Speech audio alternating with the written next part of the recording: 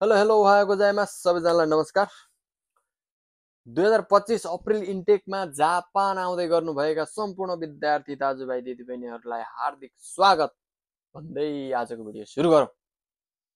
आजको भिडियो रहेको छ तपाईहरुकै स्वागतका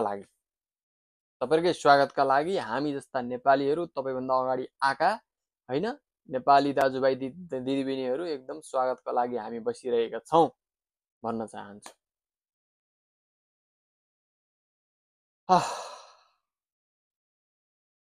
ल तपाईहरु सम्पूर्णलाई हार्दिक बधाई भन्न चाहन्छु। म सिओई आएको छ, राम्रो भयो। अब सिओई आइसके पछाडिको प्रक्रियाहरू के गर्ने कसो गर्ने भनेर मैले पहिलाको भिडियोमा भनेकै थिएँ। तपाईहरुले अब चाहिँ आज मैले विशेष तपाईहरुलाई आजको भिडियोमा विशेष मैले भन्न लागेको कुरा चाहिँ तपाईहरु आउँदै हुनुहुन्छ नेपालबाट। नेपालमा कन्सल्टेन्सीहरुको तो रवैया देखिएकै छ हैन। अब तपाईहरुको सिओई आउने बित्तिकै अब चाहिँ फुलमाला अबिर तपाईहरुलाई गराएर हैन, अब यो चाहिँ अब पुरै चाहिँ अब राजालाई स्वागत गरे जस्तो अब पक्कै गरेकै छन्, मैले देखिरहेको छु सामाजिक सञ्जालमा। त्यसबाट तपाईहरु पक्कै खुसी हुनुहुन्छ, खुसी पनि हुनुपर्छ।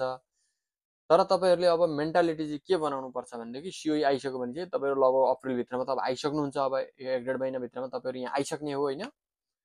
तपाईहरुले मेन्टालिटी चाहिँ के बनाउनुस् भन्दाखेरि जापान गएर चाहिँ मैले कम्तीमा पनि दिनको 16 घण्टा 18 घण्टा चाहिँ खट्नै पर्छ। त्यहाँनेर आनन्दले बाबामाले पकाएको भात खाएको छ, आनन्दले बाइकमा साइकलमा दौडेको छ, 5000 खर्च 10000 खर्च दिनुस् बा मम्मी भनेको छ हैन। अब त्यसरी चाहिँ आनन्दले तपाईहरु बसेका मान्छे यहाँ आइसके पछाडी धेरै नै खट्नु पर्छ।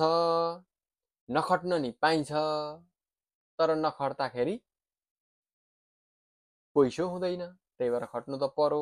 अन्तिम उद्देश्य भनेको त पैसै कमाउने हो तपाईहरु आएर हैन। त्यही भएर तपाईहरुले मानसिकता चाहिँ के बनाउनुस् भन्दाखेरि कम्तीमा पनि म चाहिँ सुत्ने भनेको चाहिँ 5-6 घण्टा भन्दा पाउँदिन है धेरैमा जापानमा भनेर तपाईहरुले अहिलेदेखि त्यहाँबाट प्रिपेयर हुनु होला है कम्तीमा पनि। त्यसपछि तपाईहरु प्रिपेयर के हुनुस् भन्दाखेरि म भात आफै पकाउँछु, भाँडा आफै माझ्छु, आफैले खाएको भाँडा आफै माझ्छु। अर्काले खाएको पनि मान्नुपर्छ, तर त्यो काममा हो हैन। तर यहाँ चाहिँ अब मेन चाहिँ तपाईहरुले म भात आफै पकाउँछु, भाँडा आफै माझ्छु, कपडा आफै धुन्छु, रुम सफा आफै गर्छु, सबै कुरा आफ्नो काम आफै गर्छु, गर्न सक्छु भनेर मेन्टालिटी बनाएर आउनु होला।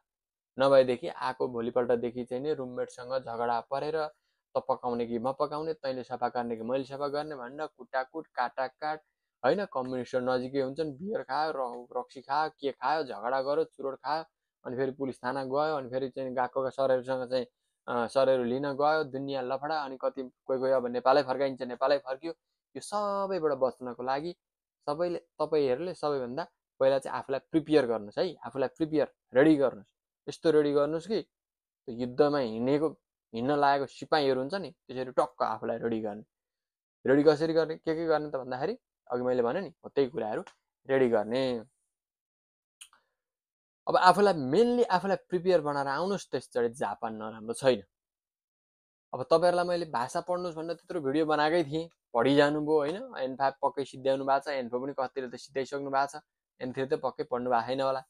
त्यति पढिसकेपछि यहाँ आइसकेपछि बोल्नलाई गाह्रै छैन। तपाईहरु अब चाहिँ हैन एकदमै नै यहाँनिर यसो संगत गरिसकेपछि खटखट बोल्न सकिहाल्नुहुन्छ। तपाईहरु अब गएको पढ्न आउने त हैन, अब यो भाषा पढ्न आउने विद्यार्थीहरू त अब भाषै पढ्ने हो र भाषा पढ्दै अनि त्यसपछि बाहिर पनि प्र्याक्टिस हुन्छ, र बोल्न समस्या छँदै छैन। तपाईहरुको भविष्य त्यसै उज्जवल छ, राम्रो हुन्छ। तर खट्नु चाहिँ पर्छ है। खट्ने मेन्टालिटी चाहिँ एकदम बनाएर आउनुस्। त्यसपछि साइकल सिक्नु भएको छैन भने साइकल सिकेर आउनुस्। साइकल एकदमै अपरिहार्य हुन्छ तपाईहरुको लागि यहाँ। साइकल भएन भने महिनाको 10,000 चाहियो। अब त्यो टेकी बनाउनु पर्छ, टेकी गर्दा कम्तीमा 8-10,000 12,000 पैसा लागिहाल्छ।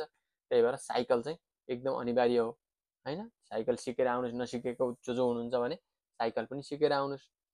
अनि तपाईहरु अरु के गर्नुहुन्छ त भन्दाखेरि अब सिओई आइहाल्यो। तपाईहरुले अब आफूलाई प्रिपेयर गरिसक्नुभयो, साइकल सिकिसक्नुभयो हैन।